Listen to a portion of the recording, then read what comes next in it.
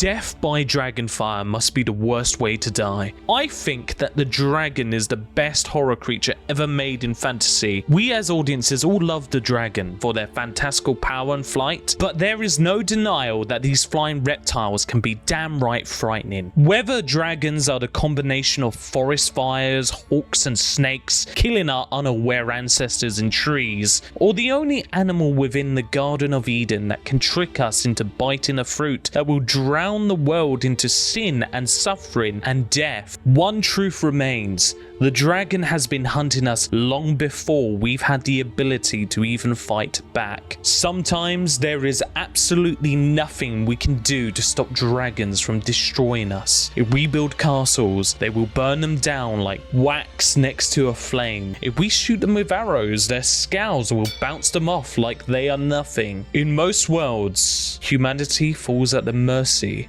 of the dragon. And with this, one question remains: what is a dragon?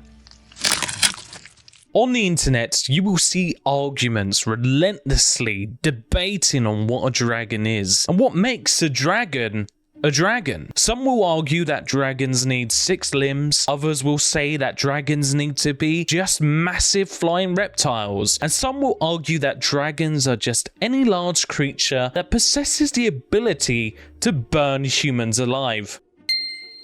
But my answer is way better than any of that. So let's begin our deadly adventure with one of my favorite dragons. A dragon known as Smaug the Terrible. Smaug is a thief. Not just a thief of gold and wealth. Smaug is a thief of the dwarfs' culture, their ancestors' home, and their future. And ultimately, Smaug divided the dwarfs of Erebor. It was their own greed, the greed of the dwarfs, that attracted the dragon Smaug. Their obsession with riches and gold that led this dragon known as Smaug to come and take something more valuable, something more precious, the homes of their children and kin.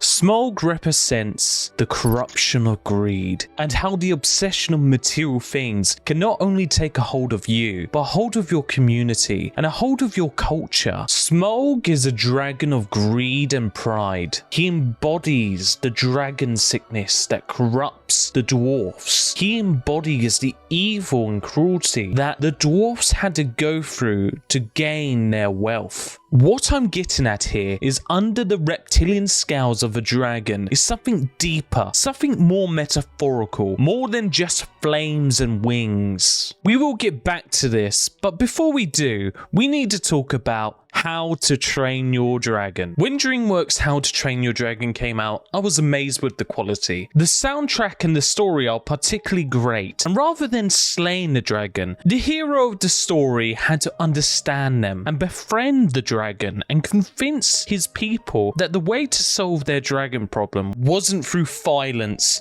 but rather making peace with the dragons. And together in this film, they overthrow the Red Death, who is the tyrant dragon that caused the conflict in the first place. Some will argue that even though physically they're dragons, mentally, the dragons of How to Train Your Dragon are cats and dogs. And throughout the film, the dragons are never really posed as a threat, but rather a pest. The only real dangerous dragon is the Red Death. And once the people Berk both befriended and cooperated with the dragons as friends and overthrew the tyrant known as the Red Death, a symbiosis began, allowing the people of Berk and their pet dragons, if you will, to live happily as allies benefiting both species. Now, I'm not gonna say that they're not dragons, because they are. I would argue that these dragons are pet dragons. Dragons we can befriend. Dragons that we can tame and work with. They're great dragons for fantasizing our dream of soaring through the skies, but they're not the type of dragon that will burn down castles or steal princesses. Dragons are not defined by how they look or what they do, but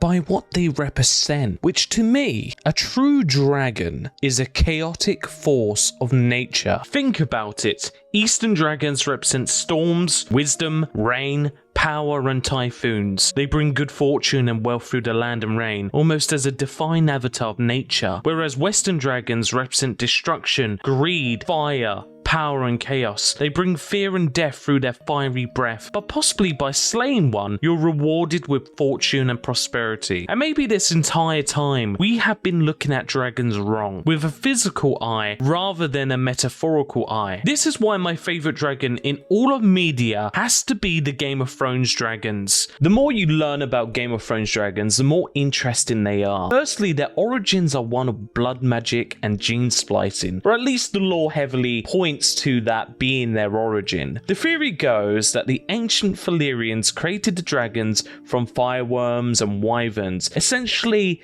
crossbreeding these two natural creatures, creating an unnatural super weapon that gave them the ability to fly and rain down fire and death from above. And that's exactly what they represent, a super weapon, a nuke that brought power and destruction and control over those without dragons. And when you take away their dragons, they are the same as everybody else. From the point of view of the Valyrians, these dragons are their family, but to everyone else, these dragons are tyrants that burn and destroy everything in their path. They are a napalm of control over the people of Westeros. And what makes me so interested in these dragons is that they represent a changing world. A world where dragons returning means magic is reviving to shape the world. This could be something great or something terrible, but either way, it leaves humanity at the mercy of the dragon's chaos. In the children's book, there's no such thing as a dragon. A boy called Billy Bixby finds a tiny dragon in his bedroom one morning. He announces to his mother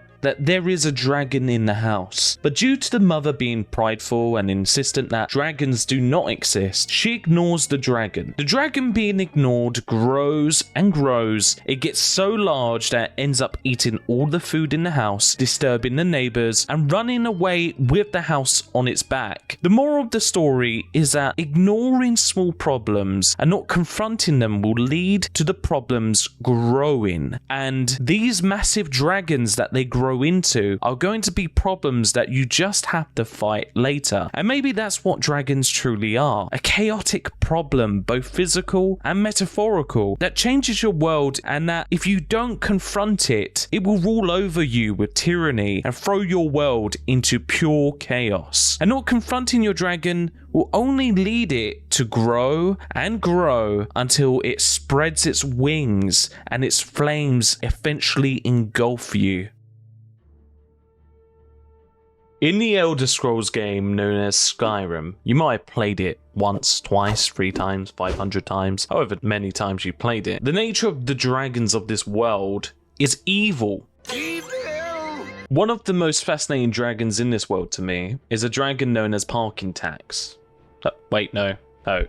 Parthenax. Most of the dragons in this world can't help but be evil. It's in their nature. They crave to be evil. It's almost something that they can't help. It's like an instinct that wants to take over them. But what makes Parthenax so special is that he actively chooses to overcome his evil nature. What is better, to be born good or to overcome your evil nature through great effort?